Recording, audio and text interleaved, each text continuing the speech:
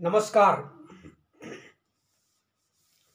आज का उपनिषद है निरालंबोपनिषद, जो कि बहुत ही महत्वपूर्ण है। इसमें आत्मा, परमात्मा, ब्रह्म, ब्रह्मा, विष्णु, महेश, मनुष्य, देवता, विष्णु, ये सब के बारे में अलग अलग व्याख्या की गई है कि आखिर ये हैं कौन। इसमें जो व्याख्या की गई है उसमें है, जैसे ब्रह्म क्या है, ईश्वर कौन है, जीव कौन है, प्रकृति क्या है, परमात्मा कौन है, ब्रह्मा कौन है, विष्णु कौन है, रुद्र कौन है, इंद्र कौन है, यम कौन है, सूर्य कौन है, चंद्र कौन है, देवता कौन है, असुर कौन है, पिशाच कौन है, मनुष्य क्या है, स्त्रियाँ क्या हैं, पशु आदि क्या हैं, जड़ और चेतन ये क्या हैं, जाति क्या है, कर्म क्या है, अकर्म क्या है, ज्ञान और अज्ञान क्या है, सुख दुख क्या है, स्वर्ग नरक क्या है, बंधन और मुक्ति क्या है। ये सारी चीज़ों का इसमें वर्णन है। तो इस तरीके से ये आज का जो उपनिषद है बहुत ही महत्वपूर्ण है। तो निरालंबोपनिषद जो है वो शुक्ल यजुर्वेद से लिया गया है। यानी यजुर्वेद को शुक्ल और कृष्ण दो भागों में विभाजित किया गया है। तो ये शुक्ल यजुर्वेद से लिया गया है। अब इसमें आगे बताया गया है कि महत तत्व अहम, पृथ्वी, आपः, तेजस, वायु और आकाश रूप बृहद ब्रह्मांड कोश वाला, कर्म और ज्ञान के अर्थ से प्रतिभाषित होने वाला, अद्वितीय, संपूर्ण, नाम रूप आदि उपाधियों से रहित, सर्वशक्ति संपन्न, आद्यांतहीन, शुद्ध, शिव, शांत, निर्गुण और अनिर्वचनीय चैतन्य स्वरूप परब्रह्म कहलाता है। जो परब्रह्म है उसकी व्याख्या जो दी गई है वो इसी तरीके से है। इसमें सब कुछ समावेश है, यानी ब्रह्म से अलग कुछ भी नहीं है। भौतिक अभौतिक सब ब्रह्म के अंदर ही आता है। अब ईश्वर के बारे में बताया गया है, यही ब्रह्म जब अपनी प्रकृति यानी शक्ति के सहारे लोकों का सृजन करता है और अंतर्यामी स्वरूप से उनमें प्रविष्ट होकर ब्रह्मा, विष्णु और महेश तथा बुद्धि और इंद्रियों को नियंत्रण करता है, तब उसे हम ईश्वर कहते हैं। ब्रह्म में से ही ईश्वर का वास है, ब्रह्म में ही ईश्वर है। जब इस चैतन्य स्वरूप ईश्वर को ब्रह्मा, विष्णु, रुद्र, इंद्रादि नामों और रूपों के द्वारा देह का मिथ्याभिमान हो जाता है कि मैं स्थूल हूं, तब उसे जीव कहते हैं। जब अपनी देह का अभिमान होने लगता है, यानी जब जीव ये जानने लगता है, जीव नहीं कहेंगे यहाँ पर जो बताया गया है वो ईश्वर को ही ब्रह्मा, विष्णु, रुद्र इत्यादि नामों से जो दिया गया है, और ये नाम जो अपने को एक भौतिक रूप में मान लेते हैं, अपने को भौतिक शरीर का स्वरूप समझने लगते हैं, तो वो ही जीव कहने लगता है, उसको ही हम जीव कहते हैं। यह चैतन्य सोहम स्वरूप में एक होने पर भी शरीरों की भिन्नता के कारण जीव अनेक विध बन जाता है, और अनेक तरह के जो जीव बन रहे हैं वो उसी में से बनते हैं, ब्रह्म में से ही अनेक जीव बनते हैं। प्रकृति उसे कहते हैं जो ब्रह्म के सानिध्य से चित्र विचित्र संसार को रचने की शक्ति वाली तथा ब्रह्म की बुद्धि रूपा शक्ति वाली है। ब्रह्म ही अनेक तरह की भौतिक अभौतिक संसार जो रचा हुआ है, ये पूरा जो भौतिक संसार है यही प्रकृति है और यही ब्रह्म का स्वरूप है। देहादि से परे रहने के कारण ब्रह्म को ही परमात्मा कहते हैं। अब परमात्मा ही ब्रह्म का स्वरूप है, लेकिन वो देह से रहता है। देह से रहित जो है ब्रह्म का स्वरूप वो परमात्मा कहलाता है। यही परमात्मा ब्रह्मा, विष्णु, इंद्र, यम, सूर्य और चंद्र आदि देवता के रूप में, यही असुर, पिशाच, नर नारी पशु आदि के रूप में प्रकट होता है, यही जड़ पदार्थ और ब्राह्मण आदि भी है। अब आगे जो बताया गया है इसमें, जो परमात्मा है, ब्रह्म से ही परमात्मा बना, लेकिन निशरीर अशरीर। अब परमात्मा के ही विभिन्न रूप हैं, जो ब्रह्मा विष्णु इंद्र यम सूर्य चंद्र आदि देवता के रूप में हैं। असुर पिशाच नर नारी पशु आदि वो सब के सब जो प्रकट होते हैं, यानी जड़ और पदार्थ ब्राह्मण जो कुछ भी है वो सब परमात्मा का ही स्वरूप है, भौतिक रूप में है। ये समस्त विश्व ही ब्रह्म है, इसके अतिरिक्त कुछ भी नहीं है।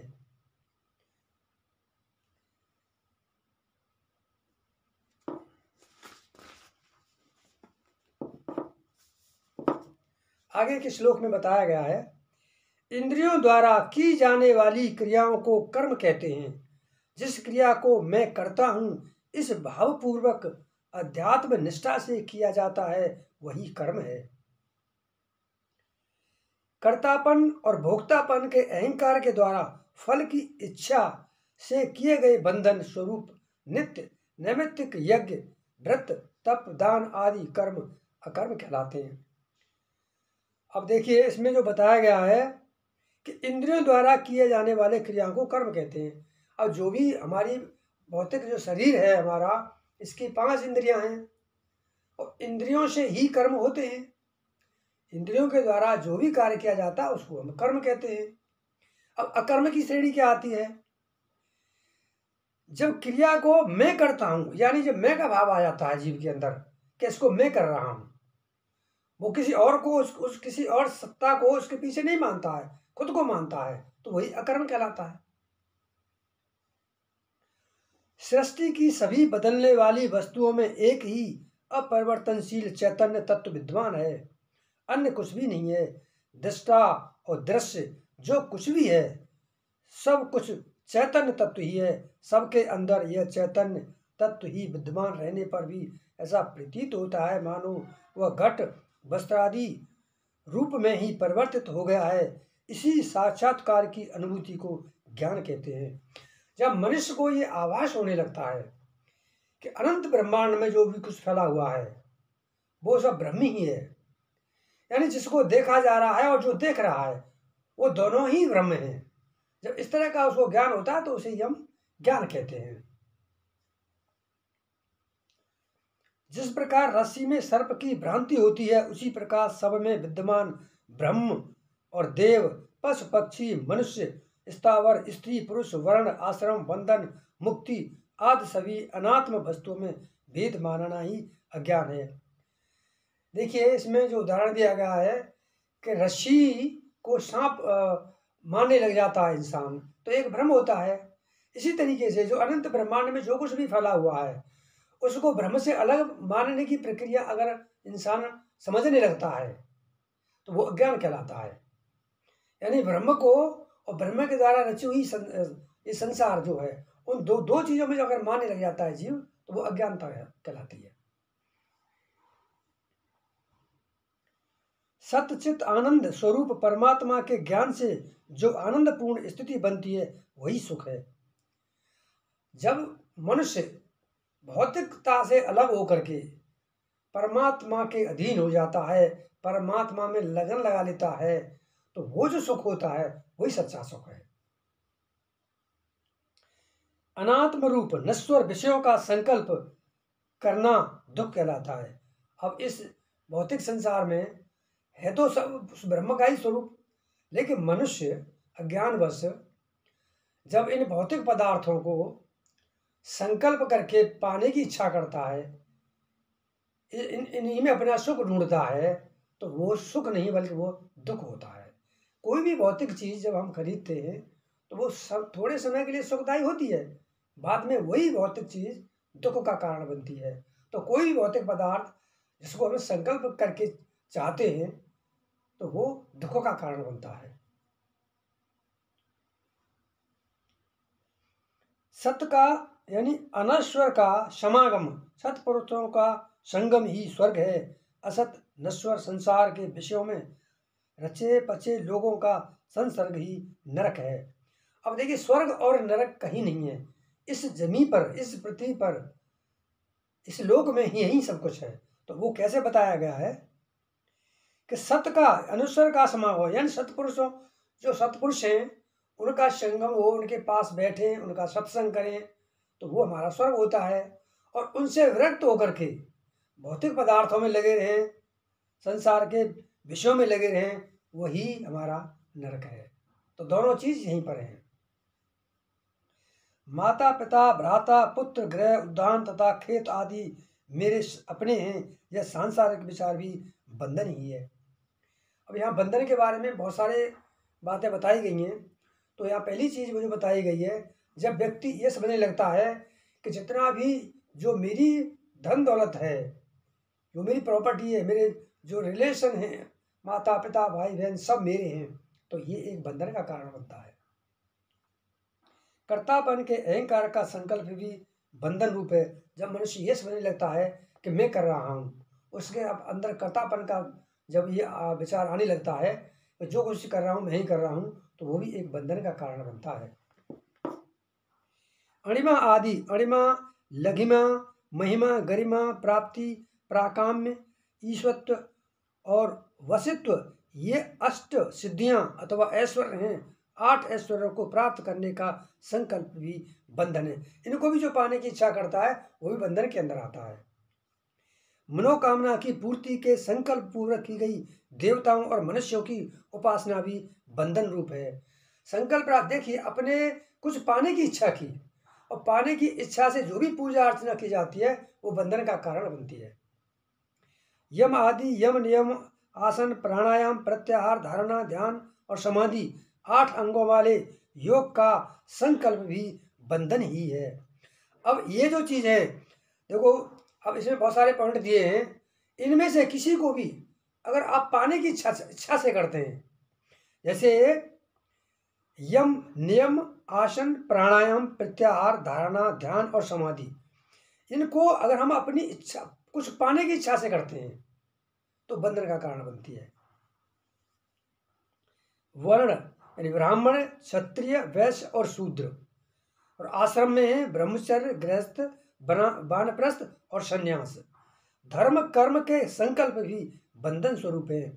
अब इनको हम किसी पाने की इच्छा से संकल्प करते हैं तो ये भी बंधन का कारण बनता है।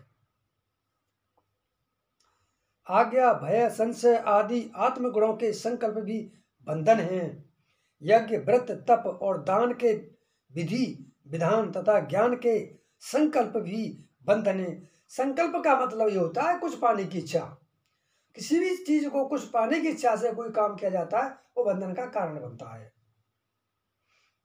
मोक्ष प्राप्ति का विचार करना भी बंधन रूप है। अब बताइए, अंतिम जो लक्ष्य मनुष्य का मोक्ष प्राप्ति होता है, और मोक्ष को भी मनुष्य मोक्ष पाने के तरीके से उसको ये करता है कि मुझे मोक्ष पाना है, और उसके लिए जो भी प्रक्रिया करता है तो वो भी बंधन का कारण बन जाता है।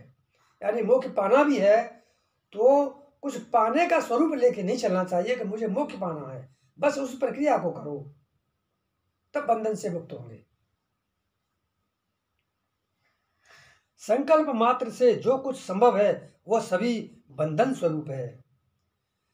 जब नित्य और अनित्य वस्तुओं के विषय में विचार करने से नश्वर संसार के सुख दुखात्मक सभी विषयों से ममता रूपी बंधन विनिष्ट हो जाएं, उस स्थिति को मोक्ष कहते हैं।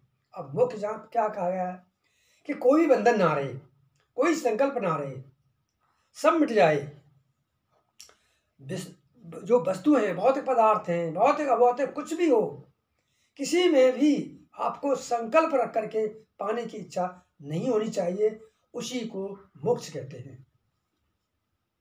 समस्त शरीरों में स्थित चैतन्य स्वरूप ब्रह्म को प्राप्त कराने वाला गुरु ही पास बैठने योग्य है। सबके अंतर में स्थित आत्म तत्व के विज्ञानमय स्वरूप को जानने वाला ही विद्वान है। अब आत्म तत्व, हमारे जो शरीर में आत्मा आत्म तत्व है, जो उसका स्वरूप को जानने लगता है, पहचानने लगता है, उसको मानने लगता है, उसी को हम विद्वान कहते हैं। कर्तापन आदि के भाव में आरूढ़ व्यक्ति ही मूढ़ कहलाता है, यानी मूर्ख कहलाता है। कर्तापन यानी मैं ही करने वाला हूँ, मैं ही कर रहा हूँ, ऐसा जिसको बोध होता है वो मूर्ख कहलाता है।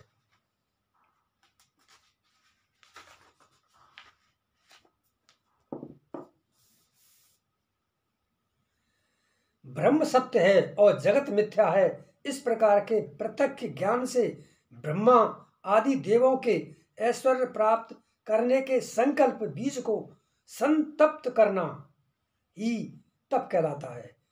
देखिए, जो कुछ पाने की इच्छा है, संकल्प है, उसको कोई व्यक्ति जला डालता है। किसी संकल्प से नहीं करता कोई भी काम, जब उसको जला डालता है तो उसी को हम तप कहते हैं। यानी ब्रह्म सत्य है, जगत मिथ्या है, ऐसी अगर किसी के अंदर भावना है कि ब्रह्म ही सत्य है, जगत मिथ्या है, ब्रह्म और जगत दोनों एक ही हैं, ब्रह्म का ही स्वरूप जगत है, लेकिन इस मिथ्या को, यानी वो व्यक्ति जब ये समझता है कि ब्रह्म सत्य है, जगत मिथ्या है, इस ब्रह्म को मिटा डालता है, जला डालता है, तो उसको हम तप कहते हैं। प्राण इंद्रिय अंतःकरण आदि से भिन्न सच्चिदानंद स्वरूप और नित्य मुक्त ब्रह्म का स्थान परम पद कहलाता है। अब देखिए, ये कितनी बढ़िया बात बताई है कि प्राण इंद्रिय अंतःकरण आदि से भिन्न सच्चिदानंद स्वरूप और नित्य मुक्त ब्रह्म का स्थान परम पद कहलाता है। आगे दिया है, जो समस्त धर्मों कर्मों में ममता एवं अहंकार का परित्याग करके इष्ट यानी ब्रह्म की शरण में जाकर और तू वही है, मैं ब्रह्म हूँ, जो कुछ भी ये है सब कुछ निश्चित ही ब्रह्म है, ब्रह्म के अतिरिक्त और कुछ भी नहीं है, आदि इन महावाक्यों द्वारा मैं ब्रह्म हूँ इस प्रकार का निश्चय करके निर्विकल्प समाधि में लीन रह करके परम स्वतंत्र और यत स्वरूप होता है, वह पुरुष सन्यासी कहलाता है। वही मुक्त पूज्य योगी परमहंस अवधूत और ब्राह्मण होता है। अब देखिए, ये सारी चीज़ें ज्ञान की कितनी गहरी हैं। इनको अगर मनुष्य समझे और सारी भौतिक और अभौतिक सारी जो भी इच्छा है, संकल्प की इच्छा, उन सबको त्याग दे, तभी कुछ संभव है। जो समस्त धर्मों कर्मों में ममता एवं अहंकार का परित्याग कर देता है, किसी भी धर्म में हो, कोई ममता ना हो, किसी से कोई लगाव ना हो, ऐसी स्थिति पैदा होनी चाहिए। अहंकार का परित्याग कर देना चाहिए और ब्रह्म की शरण में चले जाना चाहिए। सब कुछ यही है कि सब कुछ है, परमात्मा है, मालिक तू ही सब कुछ करने वाला है, तू वही है, मैं ब्रह्म हूं, यानी अपने आप को ही ब्रह्म का स्वरूप मानता है। जो कुछ भी है सब कुछ निश्चित ही ब्रह्म है। हर भौतिक अभौतिक में ब्रह्म को ही वो देखने लगता है। ब्रह्म के अतिरिक्त और कुछ भी नहीं है, आदि इन महावाक्यों द्वारा मैं ब्रह्म हूँ इस प्रकार का निश्चय करके जब सब चीज़ों को ब्रह्म समझने लगता है, खुद को भी ब्रह्म समझने लगता है, तो जब ऐसा निश्चय कर लेता है तो वो निश्चित रूप से निर्विकल्प समाधि में जब पहुंच जाता है, लीन हो जाता है, तो वो परम स्वतंत्र और यत स्वरूप होता है, वो पुरुष सन्यासी कहलाता है। और वही मुक्ति के लिए स्वतंत्र होता है, वही मुक्ति के लिए योग्य होता है। इस निरालंब उपनिषद का जो साधक गहन अध्ययन करता है, गुरु कृपा से वह अग्निपूत अग्नि की तरह पवित्र और वायुपूत वायु की तरह पावन हो जाता है। फिर उसका पुनरावर्तन नहीं होता, वह पुनः पुनः जगत में जन्म नहीं लेता। तो आज का जो उपनिषद है बहुत ही महत्वपूर्ण है। इसमें सब कुछ अलग अलग तरीके से समझाया गया है। और आज का जो मैं उपनिषद है यहीं समाप्त करने की आज्ञा चाहता हूँ। नमस्कार।